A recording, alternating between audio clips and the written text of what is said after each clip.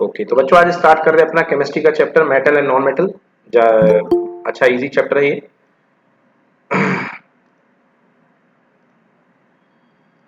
चलिए शायद स्टार्ट करिए metal and non metal. Metals and nonmetals. Elements are generally classified into metals and nonmetals based on their properties. Sir आपकी screen नहीं दिख रही। आप फिर से ऐड हो जाओ बेटा। मैं स्क्रीन नहीं दिख रही है। एक यस मिनट सर। एक मिनट, नहीं नहीं, प्रेजेंट है, प्रेजेंटेड मोड में स्क्रीन दिखनी चाहिए। पढ़िए अक्षर। Elements are generally classified into metals and nonmetals based on their properties. Physical properties of metals and nonmetals. हाँ बच्चों, दो प्रॉपर्टीज इस चैप्टर में हमें पढ़नी पड़ेंगी और उनमें डिफरेंस पूछा जाता है कि मेटल की फिजिकल प्रॉपर्टी और नॉन मेटल की फिजिकल प्रॉपर्टी में डिफरेंस। 99% चांस है बच्चों केमिकल प्रॉपर्टी का क्वेश्चन आएगा ही आएगा। फिजिकल प्रॉपर्टी का क्वेश्चन कम आता है क्योंकि फिजिकल प्रॉपर्टीज हर बच्चा बचपन से पढ़ते आ रहा है तो वो सबको पता होती है। फिजिकल प्रॉपर्टीज में कुछ भी नया नहीं है कि मेलेबल डक्टाइल होते हैं, हीट कंडक्टिविटी होती है, कंडक्शन ऑफ इलेक्ट्रिसिटी करते हैं, ये सबको पता होती है। बट अपन को केमिकल प्रॉपर्टीज पढ़नी पड़ती हैं। तो चलिए पहले कंपैरिजन कर लेते हैं physical properties of metal and non metal. पढ़ो बेटा। First, malleability. Property of a substance due to which it can be beaten into thin sheets. Metals are malleable while nonmetals are not. Second, ductility. Property of a substance by which it can be drawn into thin wires. Metals are ductile while nonmetals are not. Conduction of heat. Metals are good conductors of heat. Silver and copper are best conductors, while lead and mercury are the poor conductors of heat. Non-metals are bad conductors of heat. Fourth, conduction of electricity. Metals are good conductors of electricity, while non-metals are bad conductors of electricity, with an exception of graphite and allotrope of carbon. हाँ भैया, तो metal में non metals जो होते हैं वो heat के अच्छे कंडक्टर नहीं होते हैं। बट एक इसका एक्सेप्शन है जिसका नाम है ग्रेफाइट। ग्रेफाइट जो है नॉन मेटल की साइड में होता है, इसके बाद भी जो होता है ग्रेफाइट जो होता है वो क्या कंडक्ट करता है? Electricity. इलेक्ट्रिसिटी कंडक्ट करता है। ठीक है ना। चलिए नेक्स्ट पढ़िए। Fifth, appearance of surface. Metals in their pure state, having a shining surface, also called metallic luster. Non-metals are generally non-lustrous, with an exception of iodine. Metals, on reacting with gas in atmosphere, lose its shiny appearance when kept in air for a long time. Hmm. Yes next. Sixth, Sixth, hardness. Metals are generally hard, with the exception of sodium and potassium that can be cut by knife. Seventh, density. Metals have high density except sodium and potassium. Melting and boiling point. Metals have melting melt, metals generally metals have melting and boiling point except for sodium, potassium, mercury, cesium, and gallium. Hmm. S- Ninth, state state at room temperature. Metals are generally solid at room temperature with an exception of mercury which is liquid. Non-metals are present in all three states: solid, liquid, and gaseous at room temperature. तो भैया 10th, mercury जो होता है, metal जो होते हैं सारे के सारे जो सॉलिड स्टेट में पाए जाते हैं, केवल मरकरी जो है वो कौन सी स्टेट में पाया जाता है? लिक्विड स्टेट में पाया जाता है। ओके, ठीक है ना। नॉन मेटल जो होते हैं सारी स्टेट में मिलते हैं, सॉलिड भी होते हैं, लिक्विड भी होते हैं, गैस भी होते हैं। ठीक है नेक्स्ट, सोनोरिटी मतलब सुनाई देना, ठनठनाहट की आवाज। पढ़ो। 10th, sonority. Property of producing sound on striking a hard surface. Metals are sonorous while non-metals are not. हम्म। तो जो मेटल्स होते हैं वो सोनोरस होते हैं और नॉन मेटल सोनोरस नहीं हुआ करते, मतलब वो उनमें स्पेशल टाइप की आवाज नहीं होती है। चलिए अब पढ़ते हैं एक्सेप्शन इन फिजिकल प्रॉपर्टीज। ये भैया एक्सेप्शन थोड़े से याद रख लेना। फिजिकल प्रॉपर्टीज में अपने अपने एक्सेप्शन है, मेटल साइड के और नॉन मेटल साइड के। पढ़ो भाई। Graphite. Exception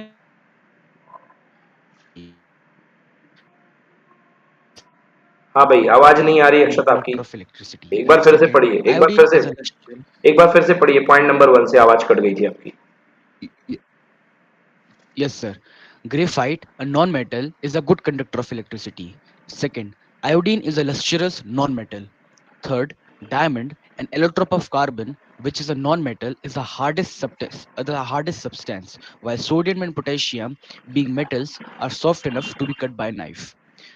Fourth, Mercury, which is a metal, is liquid at room temperature, while rest are solids. Fifth, sodium, potassium, mercury, cesium, and gallium are metals with low melting and boiling points.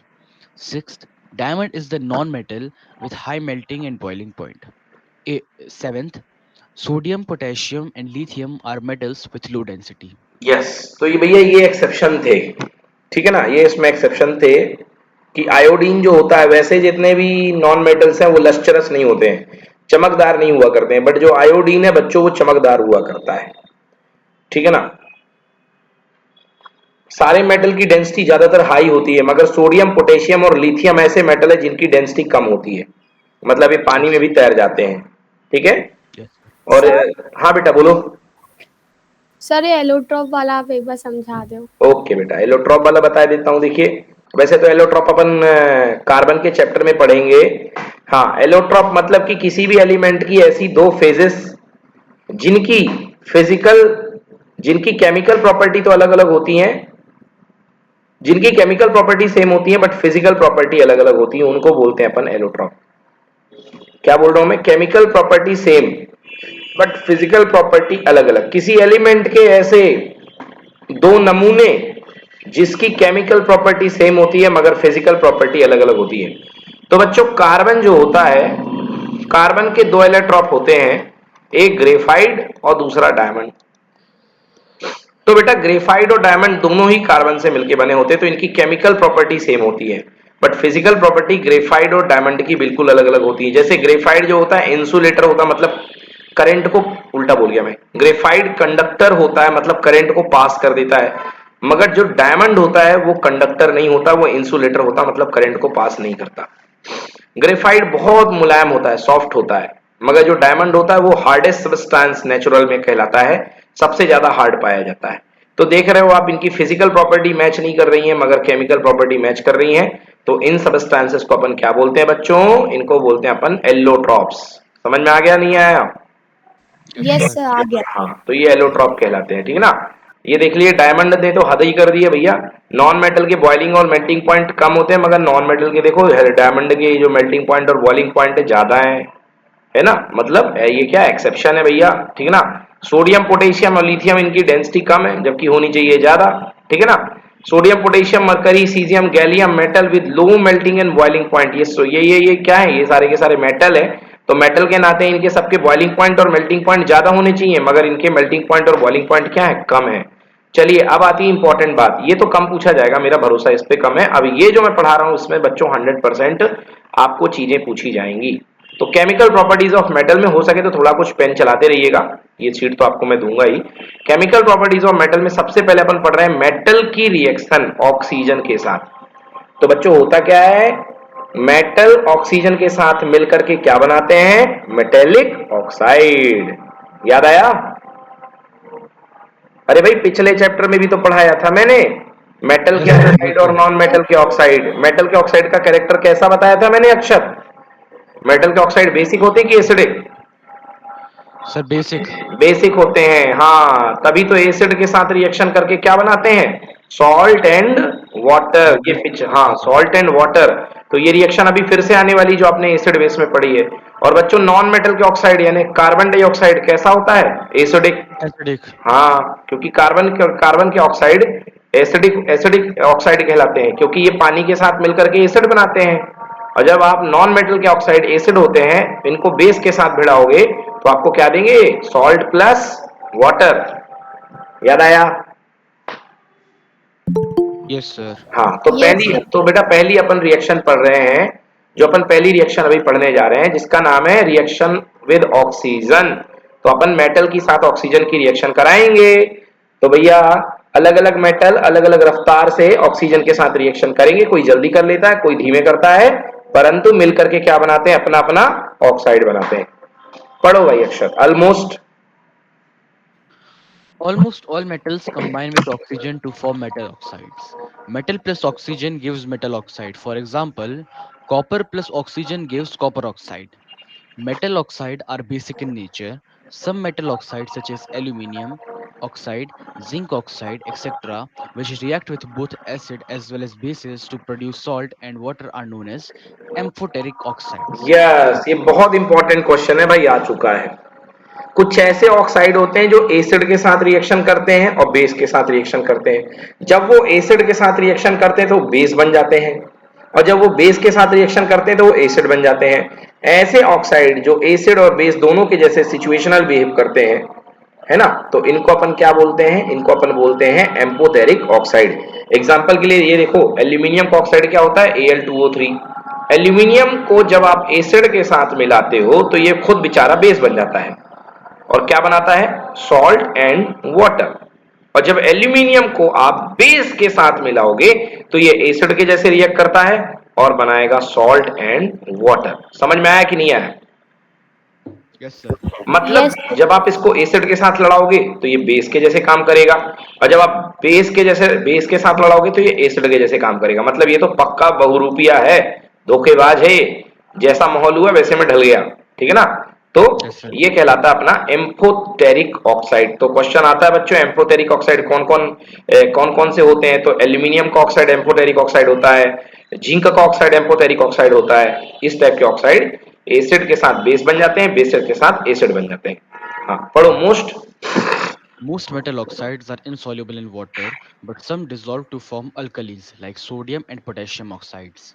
Metals such as potassium and sodium reacts so vigorously with oxygen that they catch fire if kept in the open. So to protect them, they are kept immersed in kerosene oil. For example, Na2O in solid state plus water gives N2NaOH aqueous. हाँ भाई, ये देखिए यहाँ पे reaction दी गई है। ये कौन सी रिएक्शन है? इस रिएक्शन का हालांकि ऊपर वाली रिएक्शन से कोई मतलब नहीं है बच्चों।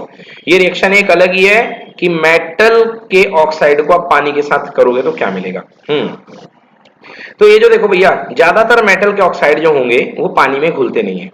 एग्जाम्पल के लिए एल्यूमिनियम ऑक्साइड। हाँ, एल्यूमिनियम का जो ऑक्साइड बनेगा बच्चों Al2O3, अगर आप उसको पानी में मिलाओगे तो आपको कुछ नहीं मिलने वाला है। एल्यूमिनियम या कॉपर का ऑक्साइड, तो कॉपर में जंग लग जाए तो कॉपर का ऑक्साइड होगा, उसको पानी के अंदर डाल दो, पानी के अंदर डाल दो, कोई रिएक्शन नहीं होगी। मगर कुछ मेटल हैं जिनके ऑक्साइड पानी के साथ बड़ी जोरदार रिएक्शन करते हैं। जैसे एग्जाम्पल के लिए आपने सोडियम के ऑक्साइड को Na2O को पानी के साथ मिलाया, तो जैसे ही बेटा कुछ ऑक्साइड को आप पानी के साथ मिलाओगे तो वो क्या बनाएंगे? अपना हाइड्रोक्साइड बनाएंगे, अपना हाइड्रोक्साइड बनाएंगे। ये जो बेस बनता है ये पानी में सॉल्युबल होता है क्योंकि इसमें एक्वस लगा हुआ है। तो इन वाटर सॉल्युबल बेस को बोलते हैं अल्कली। क्या बोलते हैं? Alkali. Alkali. Water soluble sir, basis को हाँ जी बेटा बोलिए। जैसे जो Al2O3 वो एम्फोटेरिक नेचर शो करता है, तो हाँ, सर अपन जब जैसे इसकी रिएक्शन कराएंगे एसिड बेस के साथ, तो सर अपन एसिड में इसकी ऑक्साइड का जो पाउडर होता है वो डालेंगे। ऑब्वियसली ऑक्साइड का अच्छा। पाउडर डालोगे तो वो बेस के जैसे रिएक्ट करेगा।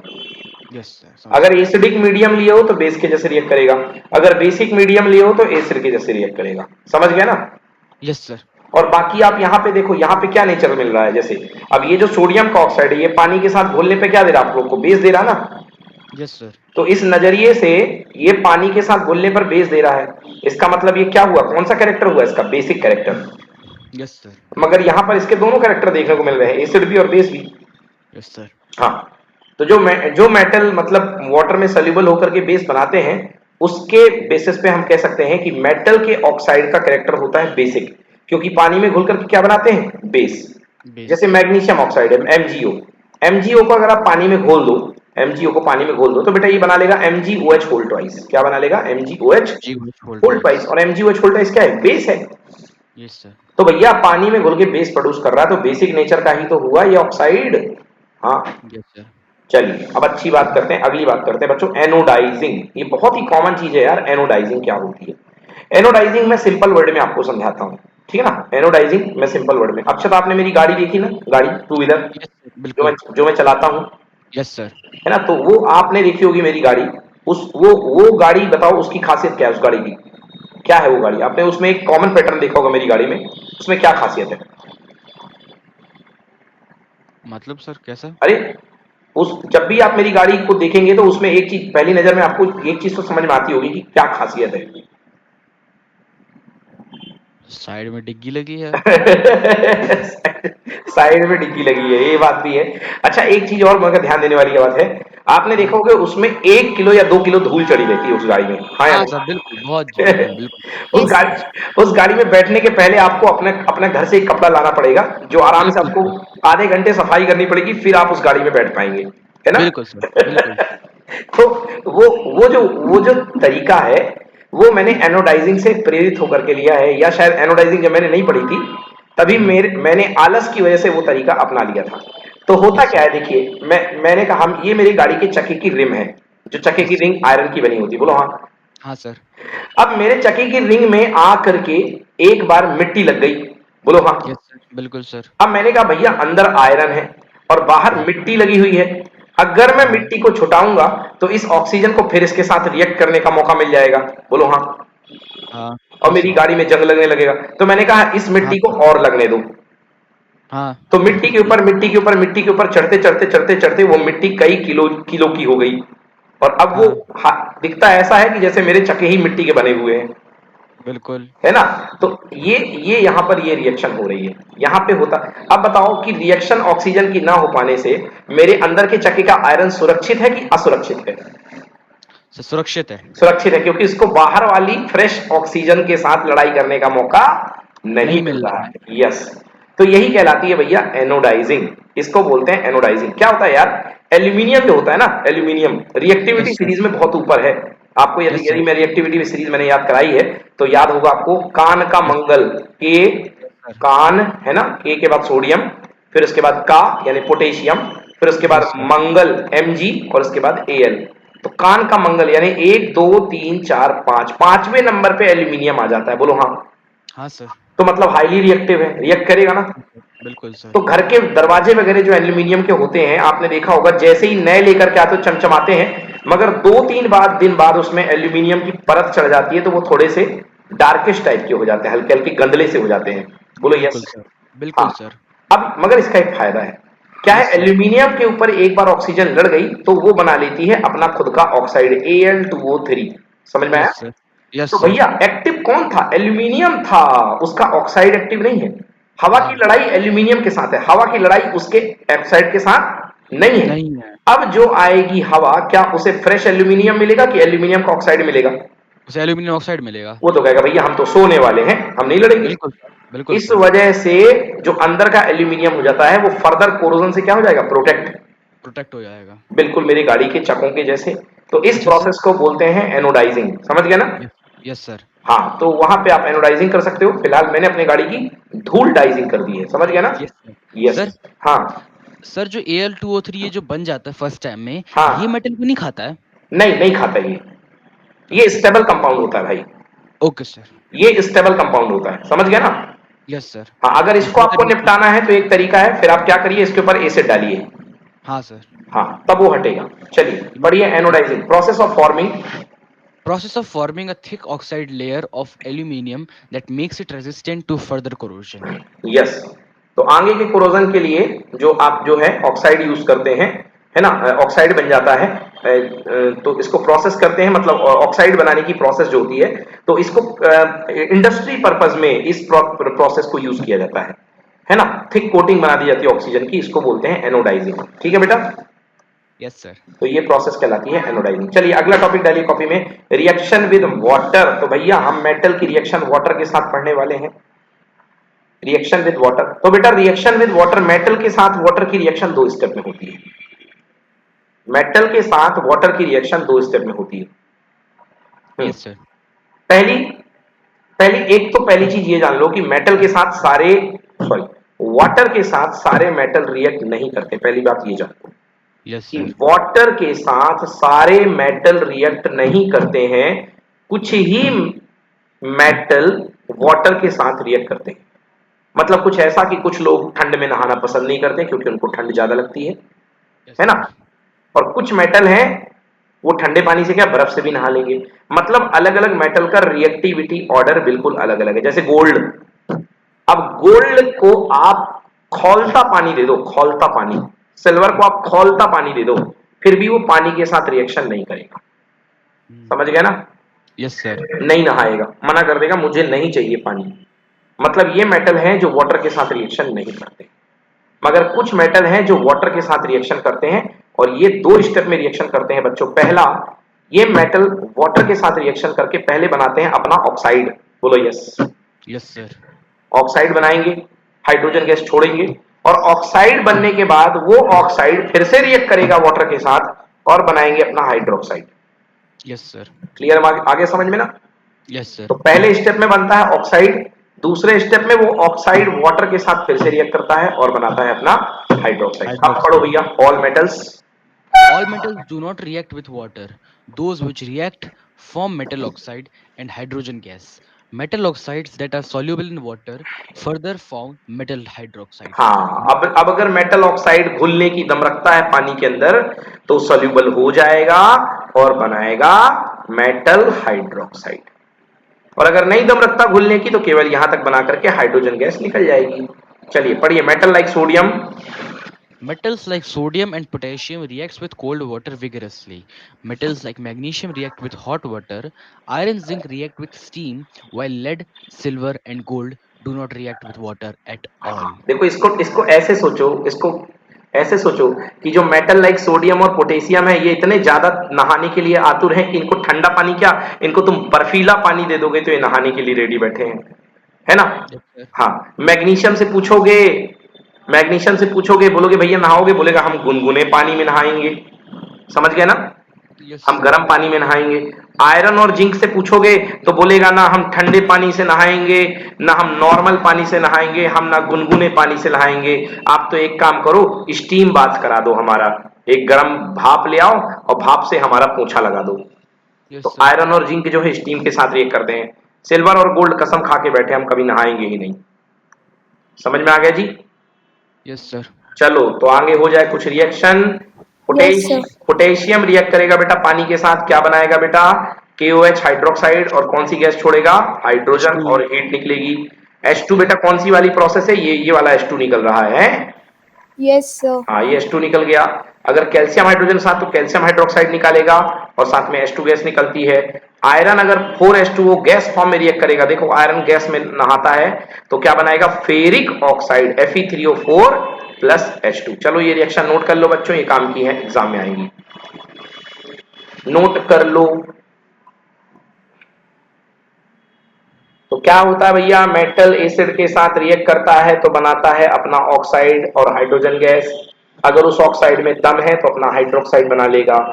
तो इस तरीके से अगर घुलनशील है तो बात चलेगी हाइड्रोक्साइड तक और हाइड्रोजन गैस निकलेगी, और अगर घुलनशील मतलब कि सोल्यूबल नहीं है तो आयरन के जैसे केवल ऑक्साइड बना करके जयराम जी।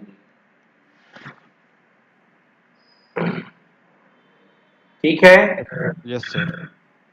हर्षिता आ रहा समझ में अच्छे से? Yes, sir. ओके, चलिए जी थर्ड पढ़ते हैं, रिएक्शन ऑफ डाइल्यूट एसिड। पिछले चैप्टर में मैंने ये रिएक्शन पढ़ाई थी, आप लोग को याद है कि नहीं याद है? बताओ। मेटल एसिड के साथ रिएक्ट करते हैं तो कौन सी गैस छोड़ते हैं? हाइड्रोजन। Hydrogen gas. बस यही रिएक्शन थी कि मेटल जो होते हैं एसिड के साथ रिएक्ट करके सॉल्ट बनाते हैं और हाइड्रोजन गैस छोड़ा करते हैं। एक बहुत ही कॉमन रिएक्शन आपको याद होगी, Zn plus 2HCl equal to ZnCl2 plus hydrogen gas के बुलबुले बुलबुले बुलबुले, पॉप साउंड वाले बुलबुले। चलो पढ़ो। Most Most metals react with acid to give us salt and hydrogen gas. Metals plus dilute acid gives salt plus hydrogen. Hydrogen gas is not evolved when a metal reacts with nitric acid. It is a strong oxidizing agent and oxidizes hydrogen produced to water, and itself gets reduced to any of the nitrogen oxides N2O, NO or NO2. But magnesium Mg and manganese Mn react with very dilute HNO3 to evolve H2 gas. हाँ भैया, याद रखिएगा कि बाकी के जो acid होते हैं HCl H2SO4 जो होते हैं वो डाइल्यूट जो एसिड होते हैं वो मेटल के साथ रिएक्ट करके हाइड्रोजन गैस को निकाल देते हैं। बट HNO3 के केस में ऐसा नहीं होता है। HNO3 जो होता है हाइड्रोजन नहीं निकालता है, याद रखना। ओके, ये क्या करता है बेटा? ये खुद को ये लिखा है it is a strong oxidising agent. तो ये हाइड्रोजन बनाने के बजाय बच्चों ये पानी निकाल देता है और खुद क्या बन जाता है? या तो N2O बन जाएगी या NO बन जाएगी या NO2 बन जाएगी। एक एग्जांपल मैंने इसका चैप्टर नंबर 1 में पढ़ाया था, बट में भी आप लोग भूल गए होगे, ठीक है ना। एक एग्जांपल मैंने इसका चैप्टर नंबर 1 में पढ़ाया था। तो बच्चों कॉपी में लिख लो HNO3 nitric acid do not produce salt and hydrogen gas with metal. लिख लो कॉपी में कि नाइट्रिक एसिड जो होता है हाइड्रोजन गैस और सॉल्ट प्रोड्यूस नहीं करेगा, बल्कि क्या बना देगा, पानी। जो निकलने वाली हाइड्रोजन थी, जो H2 निकल रही थी, उसके साथ ऑक्सीजन मिलाकर के केवल H2 नहीं निकालेगा, कि क्या बना देगा, पानी निकाल देगा। नोट कर लो। हाँ ये लिखा है, सर ये एक्सेप्शन है। एक्सेप्शन केस है। हाँ नाइट्रिक एसिड का एक्सेप्शन केस है। तो अगर क्वेश्चन में आ जाए कि भैया क्या नाइट्रिक एसिड जो होता है वो क्या हाइड्रोजन गैस रिलीज करता है, लिख देना ना ना ना ना ना रे। सर एक्सेप्शन का भी एक्सेप्शन है। हाँ कैसा एक्सेप्शन का एक्सेप्शन? जैसे सर लास्ट लाइन लिखा ना, but magnesium and manganese react with very dilute HNO3 to evolve H2 gas. हाँ यस ये बात भी सही है भैया। हाँ मैग्नीशियम और मैग्नीज जो है वो HNO3 बहुत डाइल्यूट के साथ करते हैं reaction, evolve H2 gas, very dilute HNO3, oxidising करने की ताकत ही ना बचे उसके अंदर। नहीं तो कसम खा रखी है HNO3 ने कि जो भी आएगा उसको मैं ऑक्सीजन खिला के मानूंगा, उसका पानी निकाल के मानूंगा। तो HNO3 जो भी आता है उसके साथ पानी निकाल देता है, मगर मैग्नीज और जो मैग्नीशियम है उनके साथ इसका बस नहीं चलता। चलो जी अगला पढ़ते हैं बच्चों, एक्वारेजिया। एक्वारेजिया मतलब बच्चों एसिड का राजा। ये रेजिया वर्ड जो है ना, ये कहीं ईरान वीरान तरफ से आया है। पहले वो आपने सुना होगा रजिया सुल्तान, रजिया है ना, तो वो एक्चुअली वो वहीं से रेजिया वर्ड आया है वहां से। तो एक्वारेजिया का मतलब क्या होता है? एक्वारेजिया का मतलब होता है किंग ऑफ एसिड, सारे एसिड का किंग। तो एक्वारेजिया बनाने के लिए क्या करते हो बच्चों, 3 पार्ट HCl और 1 पार्ट HNO3, 1 पार्ट HNO3, दोनों को मिला करके एसिड जो बनता है वो बहुत भयंकर एसिड होता है, खतरनाक कंसंट्रेट एसिड होता है, ये बहुत कोरोसिव होता है, अच्छे अच्छे मेटल को घोल के रख देता है ना, सेकेंड्स में, मिनटों में अच्छे अच्छे मेटल को घोल के रख देता है ना। इवन जो गोल्ड स्मिथ होते हैं, सुनार, वो इसका यूज जो होते हैं सोने को पिघलाने के लिए या सोने को डिसॉल्व करने के लिए, प्लेटिनम को घोलने के लिए भी करते हैं, जिसको अपन लोग हिंदी में बोलते हैं तेजाब। क्या बोलते हैं? तेजाब। सर तेजाब को तो नॉर्मल एसिड कहते हैं। नहीं नहीं नहीं नहीं नहीं, वो फिर प्योर तेजाब नहीं है, नॉर्मल एसिड कहाँ है। नॉर्मल एसिड को क्या कहते हैं वो हिंदी में? वो नॉर्मल, देखो यार, बिना पढ़े लिखे लोग तो जो भी एसिड मिल जाए उसको तेजाब बोल देंगे, हम्म। उसमें कितना पानी डाल दो उसको तेजाब बोल देंगे। मगर जो एक्वारेजिया है, king of all acids, yes उसका सर। उसका सही मीनिंग जो जो उनके पास रहता है, सुनार लोगों के पास, जिसमें वो सोना घोलते हैं, हम्म। समझ गए ना, वो सबसे पावरफुल होता है, जिसको कांच की बोतल में रखते हैं। Yes sir sir. तो उसी को बोलते हैं। हाँ जी वही है, उसको एक्वारेजिया केमिस्ट्री में बोलेंगे, है बेटा। Okay sir. चलो नोट कर लो भाई, एक्वारेजिया। तो क्या लिखा है बेटा, अक्षर पढ़ो, freshly Freshly prepared mixture of concentrated hydrochloric acid and concentrated nitric acid in the ratio of 3:1. भैया भूलता है ये याद रखना, 3 पार्ट में HCl और 1 पार्ट में HNO3, समझ गए? Yes sir. 3 पार्ट HCl और 1 पार्ट HNO3, यार ये यस कहलाएगा एक्वारेजिया। चलो पढ़ो यार, it is highly Is a highly corrosive fuming liquid and one of the few reagents able to dissolve gold and platinum. Fuming होता है यार, धुआं निकलता है जब बनता है तो फ्रेश। चलो सर भाई ये सब रिएक्ट, हाँ सारा दिन खत्म कर देगा। क्या बोल रहे हैं, अरे पता नहीं चलेगा भाई मेरे, ठीक ना।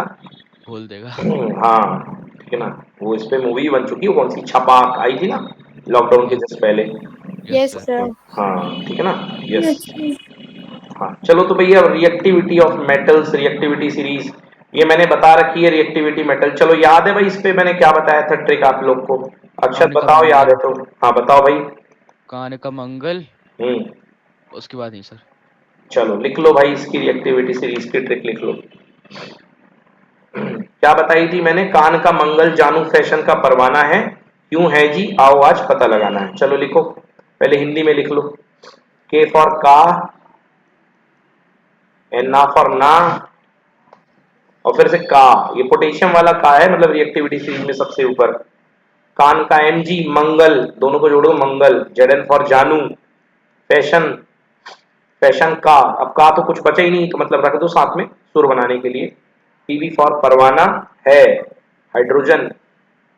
क्यों है जी, आज आओ, नीचे प्लेटिनम आता है, लिखा नहीं है, लिख लेना, पता लगाना है। तो ये रिएक्टिविटी सीरीज का डिक्रीजिंग ऑर्डर है, हाई रिएक्टिव से लेके लेस रिएक्टिव। सबसे ज्यादा रिएक्टिव ऊपर की तरफ है, सबसे लेस रिएक्टिव नीचे की तरफ है। तो देखो भाई, पानी के साथ रिएक्शन की बात करोगे तो सोडियम, पोटेशियम और कैल्शियम ये ठंडे पानी के साथ रिएक्ट कर जाएंगे। मैग्नीशियम, एल्यूमिनियम, जिंक और आयरन, जिंक तक जो है इनको क्या चाहिए, गर्म पानी, गुनगुनाता पानी।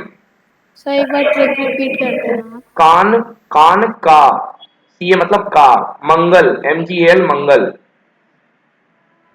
सर इसकी एक और ट्रिक है ना, नहीं, यही वाली मुझे याद है। एक और ट्रिक सर ये भी है, please stop calling me a careless zebra, instead try learning how copper saves gold. अच्छा ठीक है, अगर जो अच्छी लगे याद कर लो, लिख देना, इसको ग्रुप में डाल देना भाई। यस सर, हाँ मैंने सर आप बोल रहे हाँ, थे। कान का मंगल जानू फैशन का परवाना है।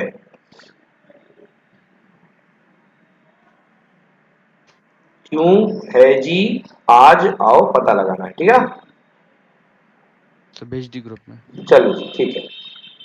तो रिएक्टिविटी ऑर्डर है, इसमें ये भी पता चल जाएगा कि पानी के साथ किसकी रिएक्शन होगी। बताओ भाई, सोडियम, पोटेशियम, कैल्शियम। हाँ, गर्म पानी चाहिए नहाने के लिए कि ठंडा पानी? सर ठंडा, ठंडा पानी बर्फ का चाहिए। पानी दो तो चल जाएगा, ठीक है। मैग्नीशियम, एल्यूमिनियम, जिंक, कौन सा पानी? गर्म पानी। गर्म पानी। हाँ, देन इसके बाद आयरन और लेड, कौन सा पानी? भाप। भाप चाहिए। भाप। और बाकी वाले कह रहे हैं नहाएंगे नहीं, चाहे जो हो नहाएंगे जाए, नहीं। ठंडी बहुत है। चलो भाई, फोर्थ पॉइंट पढ़ो। Reaction of reaction. Metal with metallic salt, heading डाल लो भाई। मेटेलिक सॉल्ट के साथ अपन मेटल की रिएक्शन पढ़ रहे हैं, वैसे कभी नहीं आई है, छोड़ दो, कोई काम की नहीं है, ज्यादा कुछ दिया नहीं होगा इसमें। हाँ, reaction of metal with metal salt. देखो यार, ये कौन सी रिएक्शन है, आपको ये पता होगा, मैंने डिस्प्लेसमेंट रिएक्शन पढ़ाई थी। जिंक प्लस कॉपर सल्फेट का एक्वस सोल्यूशन, हाँ या ना? हाँ सर। तो देखो भैया, सत्ता किसकी जबरदस्त है, जिंक जिंक। ऊपर है, कॉपर नीचे है, तो कॉपर को उसके राज्य से भगा देगा और बना लेगा जिंक सल्फेट का एक्वस सोल्यूशन। याद आया? यस सर बिल्कुल। तो यार ये वही अपने पास जो डिस्प्लेसमेंट रिएक्शन पड़ी थी वही है। और ये रिएक्शन कौन से मीडियम में होती है, सूखे सूखे कि गीले गीले? एक्वस। एक्वस, गीले गीले, ठीक है ना। चलो नोट कर लो। तो ये पढ़ दो भाई इसको, reactive metals. Reactive metals can displace less reactive metals from their compounds in solution or molten form. बिल्कुल सही। चलिए, how does metal and non metal react. अब आइए हम मेटल और नॉन मेटल को रिएक्ट करवा रहे हैं। सोचो जरा एक ऐसा एग्जांपल जिसमें मेटल और नॉन मेटल रिएक्ट कर रहे हो। अरे भैया, रिएक्ट करते हैं आयनिक फॉर्म में। किस फॉर्म में? आयनिक फॉर्म में। सर एक हाँ, वो जो होता है जिसमें मेटल ऑक्साइड बनती है वो नहीं कहेंगे अपन लोग, क्योंकि ऑक्सीजन तो नॉन मेटल हुआ और मेटल के साथ रिएक्ट करती है वो तो मेटल ऑक्साइड बनाती है, तो वो भी तो एक रिएक्शन हुई नॉन मेटल और मेटल की। देखिए, हाँ, मेटल की नॉन मेटल के साथ रिएक्शन, हाँ वो कह सकते हो, बिल्कुल कह सकते हो। बट अब हम वो जो है हमने उसको अलग ही हेडिंग से पढ़ लिया, reaction of metal with oxygen के नाम से पढ़ लिया, क्योंकि वो एक बहुत बड़ी रिएक्शन है, यस सर। अलग ही क्लास कैटेगरी में कर लिया। अब हम जो नॉर्मल केस में पढ़ रहे हैं उसमें ये है कि अगर मेटल नॉन मेटल के साथ रिएक्ट करेगा तो किस फॉर्म में रिएक्ट करेगा, ये आयनिक प्रोसेस होगी। समझ में आया? Yes sir. जैसे सोडियम आयन और Cl आयन का मिलना, तो ये क्या बनता है अपने पास, NaCl, ठीक सोडियम है ना। क्लोराइड। हाँ, सोडियम क्लोराइड बनेगा, ठीक है। चलो पढ़ो भाई, the compounds. The compounds formed by the transfer of electrons from a metal to a non-metal are known as ionic or electrovalent compounds. Yes, तो इन कंपाउंड को आयनिक या इलेक्ट्रोवैलेंट कंपाउंड कहते हैं। चलो भैया, जल्दी जल्दी से एनसीईआरटी की बुक निकालो आप लोग और शुरू के यस 2 सर। पेजेस रीडिंग मारो फटाफट। चलिए अक्षत, कंटिन्यू करिए। How do metal and non metal react. अब आइए बात करते हैं मेटल और नॉन मेटल कैसे रिएक्ट करते हैं। The compounds formed by the transfer of electrons from a metal to a non-metal are known as ionic or electrovalent compounds. Properties of ionic compounds: A. Physical nature: solid and hard due to strong inter-ionic force of attraction, generally brittle. नमक को याद कर लो, sodium chloride hard Yes होता sir. है, तोड़ तोड़ करके, वो तो अपने घर में टाटा नमक आया करता है, वैक्यूम वेपोरेटेड, जिसका दाना दाना एक समान, ठीक है ना। Yes. यस, तो वो फूट करके तोड़ करके दिया करते हैं। नमक को कभी उबाल करके देखना, घर उबल जाएगा, नमक नहीं उबलेगा। मेल्टिंग और बॉइलिंग पॉइंट जो होते हैं बहुत हाई होते हैं। पढ़ो भाई। Yes. Melting and boiling points. High melting and boiling points, since a considerable force is required to break the strong interionic interaction. बिल्कुल सही बात है। हीट में इतनी ताकत नहीं होती कि जल्दी से वो उनके बीच के बॉन्ड को तोड़ लिया जाए, क्योंकि दोनों कसमें खाए होते हैं जीना मरना संग संग। Na प्लस बना होता है और Cl माइनस बना होता है, दोनों में जबरदस्त अट्रैक्शन होता है बच्चों, ठीक है ना। जो जुड़ते हैं तो बहुत जोर से जुड़ते हैं, तो अलग करने के लिए भी करंट के झटके ही देने पड़ेंगे। मतलब जब अलग करना होगा तो उसी तरीके से अलग करना होगा जिस तरीके से इनको जोड़ा गया था। किस माध्यम से? इलेक्ट्रिसिटी से। तो अलग करने के लिए इनका करना पड़ेगा इलेक्ट्रोलिसिस। क्या करना पड़ेगा दोस्त? Electrolysis. इलेक्ट्रोलिसिस। चलिए अगला पढ़िए, solubility. Solubility. Generally soluble in water but insoluble in solvents such as kerosene, petrol, etc. हाँ, तो ये जो होते हैं सॉल्ट, ये सोल्यूबल इन वाटर होते हैं, मगर केरोसिन और पेट्रोल वगैरह में ये इनसॉल्युबल होते हैं। नमक जो होता है मिट्टी के तेल, केरोसिन में, पेट्रोल में नहीं घुलेगा। Conduction Organic of substance. इलेक्ट हाँ जी बोलो, क्या बेटा? Organic substance में हाँ, ऑर्गेनिक सब्सटेंस में नहीं घुलेगा, है ना। कह सकते हैं कैसे, मतलब सब में नहीं घुलते कि कुछ में घुल सकते हैं नहीं, ऑर्गेनिक। सब में ही नहीं घुलेगा, नमक नहीं घुलेगा। Okay, okay sir. जी चलिए सर। नेक्स्ट पढ़िए, conduction of electricity. Conduction of electricity. Conducts electricity through solution due to involvement of the charged particle ions. As movement of ions is not possible in solid state due to rigid structure, do not conduct electricity. In molten state, this movement is overcome due to heat and this conduct electricity.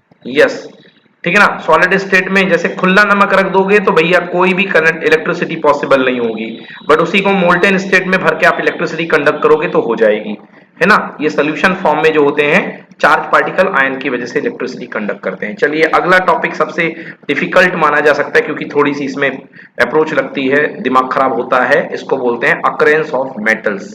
Sir ये cancel हो गया ना sir? हट गया ये? हाँ sir, occurrence of metal हट गया। चलिए तो ज्यादा कुछ नहीं, थोड़ा सा बस इसको पढ़ लेंगे, ठीक है। अगर कैंसिल हो गया है तो बड़ी अच्छी बात है, ठीक ना। अकरेंस ऑफ मेटल में मैं आपको मेटल्स में बता देता हूं बच्चों, कि जैसे मान लो आप कहीं पर गए, कहीं सर्वे हो रहा है, वहां पर खुदाई हुई, तो वहां पर तीन चट्टानें निकली, एक ये बड़ी सी चट्टान निकली, एक ये ब्राउन कलर की ये निकली, और एक ये निकली। समझ गए ना।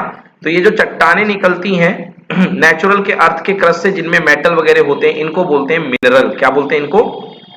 मिनरल। मिनरल एलिमेंट जो होते हैं, द एलिमेंट और compound which occur naturally in earth crust. तो ये मिनरल की चट्टानें निकलती हैं अंदर से। मान लो कॉपर की चट्टान है, ये है, ये है। बोलो यस। Yes sir. ओके, अब देखिए, अब बात ये है कि मान लो कॉपर की तीन चट्टानें निकली हैं, तीन मिनरल निकले हैं, एक ये, एक दूसरा, एक ये। हम्म हम्म। तो इसमें से आप किसको फोड़ोगे जिसमें आपका कॉपर का परसेंटेज सबसे ज्यादा होगा? आया समझ में सर ना? परसेंटेज पता चलेगा? वो तो मेथड्स होती हैं, समझ गए ना भैया। ये यस। आपका एक मिनरल निकला, ये आपका एक मिनरल निकला, और ये आपका एक मिनरल मिनरल निकला।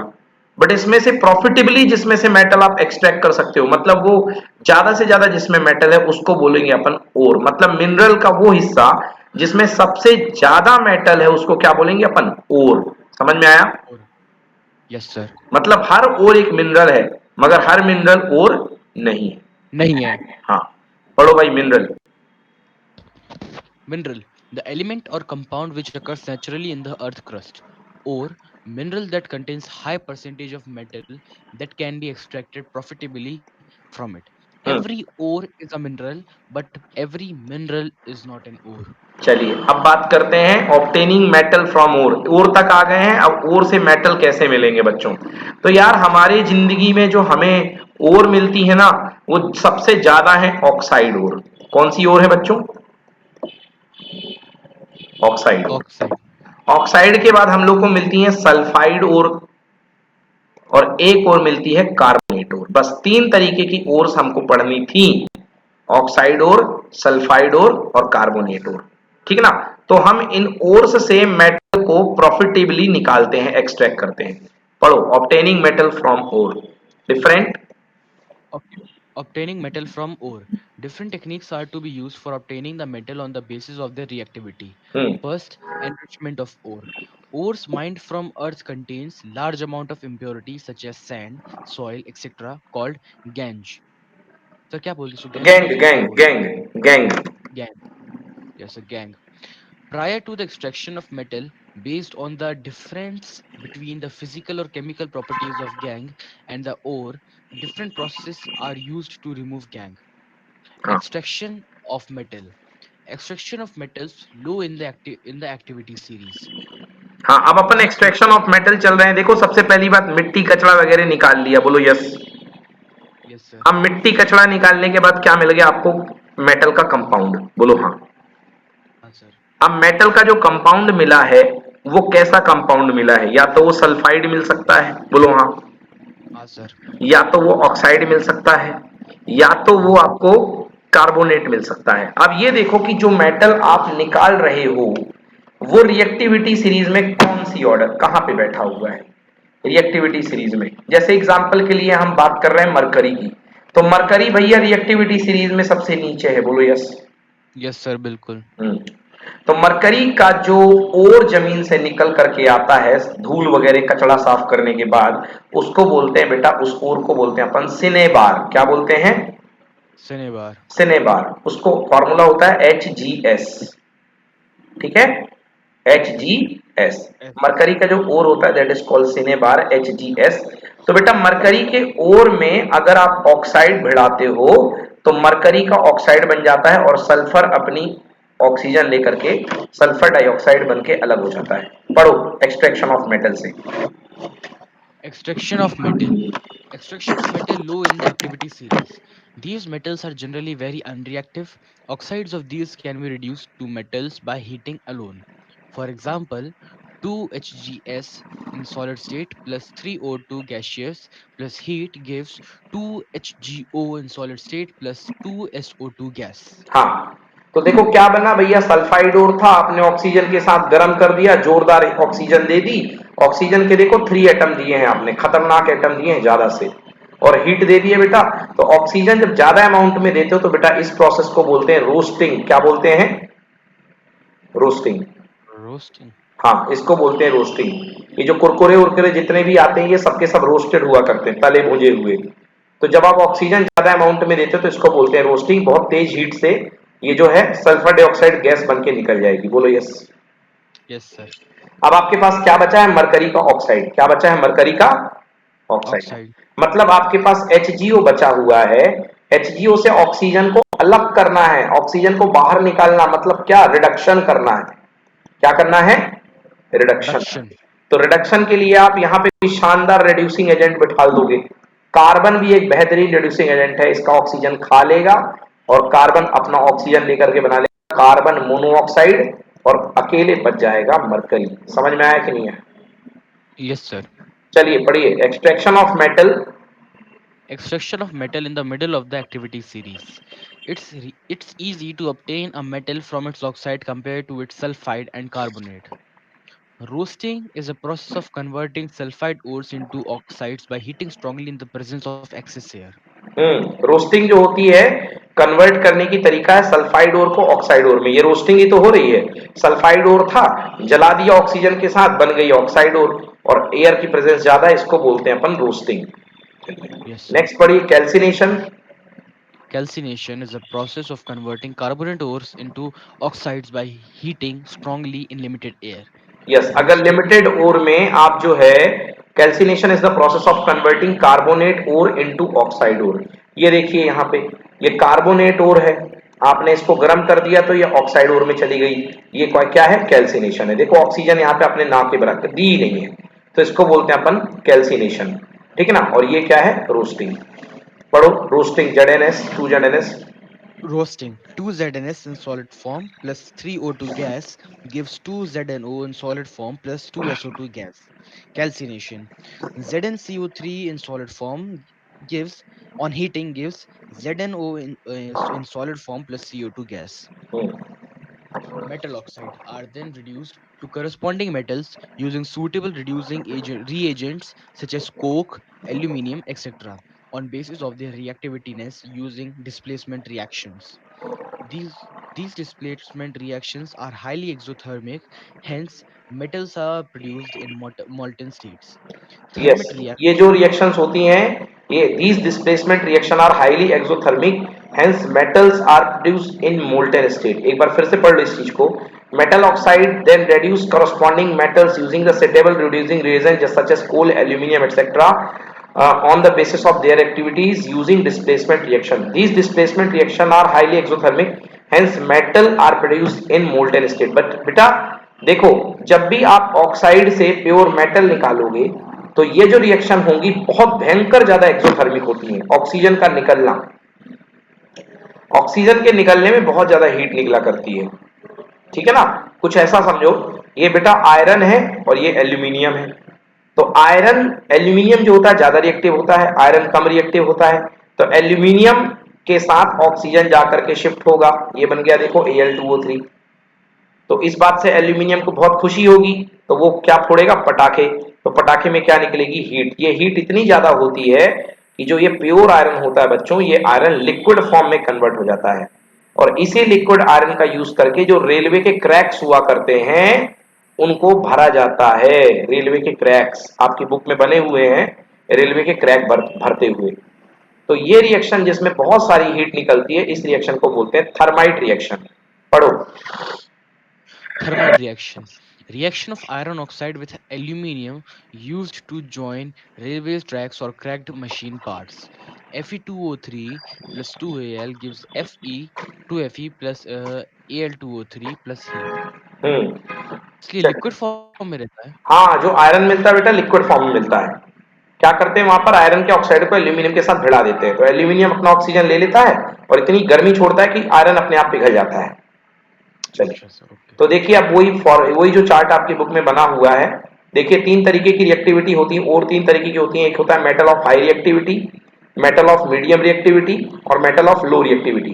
तो भैया लो रिएक्टिविटी वाले में सल्फाइड ओर बनता है, सल्फाइड ओर का कर दो रोस्टिंग, रोस्टिंग से निकल आएगा मेटल, मेटल को साफ कर दो। बस पहला वाला एग्जांपल सिनेबार वाला HgS था, है ना, उसको अपन ने जला दिया ऑक्सीजन के साथ, तो प्योर ऑक्साइड ओर बन गया। ऑक्साइड ओर को कर दो ऑक्साइड ओर की क्या कर दीजिए आप, रिड्यूस कर दो, रिड्यूस करने से आपकी वो आ जाएगी, रोस्टिंग कर दी, इससे मेटल निकल आया। अब देखो मीडियम वाले की बात करते हैं, तो भैया मेटल ऑफ मीडियम रिएक्टिविटी 2 तरीके के और बनते हैं, कार्बोनेट वाला, सल्फाइड वाला। कार्बोनेट और का क्या कर दो भैया, कैल्सिनेशन कर दो। सल्फाइड और की क्या कर दो, रोस्टिंग, चाहे कैल्कुलेशन करो चाहे रोस्टिंग करो। क्या बनेगा फाइनली, ऑक्साइड ऑफ मेटल, फिर कर दो reduce, purification of metal. Last तीसरा वाला पढ़ रहे हैं कि अगर मेटल ऑफ हाई रिएक्टिविटी है तो उनको अलग करने के लिए कौन सी मेथड यूज करोगे, इलेक्ट्रोलिसिस ऑफ मोल्टेन ओर, जिससे कि आपको प्योर मेटल मिल जाएगा। चलिए पढ़ते हैं, extraction of metal of high activity series. मतलब जो हाई रिएक्टिविटी सीरीज कौन कौन, सोडियम, पोटेशियम, इनको आप कैसे साफ करोगे, कैसे आप इनको एक्सट्रैक्ट करोगे। पढ़ो बेटा, Since these are very reactive metals and thus cannot be obtained by displacement reactions, these metals are obtained by electrolytic refining. Yes They are generally obtained by electrolysis of their molten chlorides. Metals are deposited at cathode, negatively charged, while chlorine is liberated at a anode. बिल्कुल सही बात है भाई, metal cathode के पास जाएगा क्योंकि positively charge होता है, और क्लोरीन जो होगी वो इसके पास चली जाएगी, है ना, एनोड के पास में। हाँ, aluminium is obtained by electrolytic reduction of aluminium oxide. Aluminium जो ऑब्टेन होता है वो इलेक्ट्रोलिटिक रिडक्शन कराते हैं किसका, एल्यूमिनियम ऑक्साइड का। ये लर्निंग पॉइंट है। चलिए अब बाकी ये मैंने बता दी बच्चों। इनको सॉल्व करने के लिए कौन सी मेथड यूज होती है बच्चों, इलेक्ट्रोलिसिस। इनके लिए क्या यूज होता है, इनको यूज करने के लिए बच्चों कार्बन यूज करते हैं, जिंक, आयरन, लेड और कॉपर के लिए रिडक्शन यूजिंग कार्बन, और ये अपने फ्री स्टेट में पाए जाते हैं। समझ में आ गया बच्चों। Yes, sir. हाँ, तो ये एक्टिविटी सीरीज है मेटलर्जी की। Yes sir. वैसे हट गया है तो कोई दिक्कत वाली बात नहीं है। इनको साफ करने के इलेक्ट्रोलिसिस करोगे, इनके लिए आप कार्बन से रिड्यूस करोगे इनके ऑक्साइड को, इनके ऑक्साइड बनेंगे।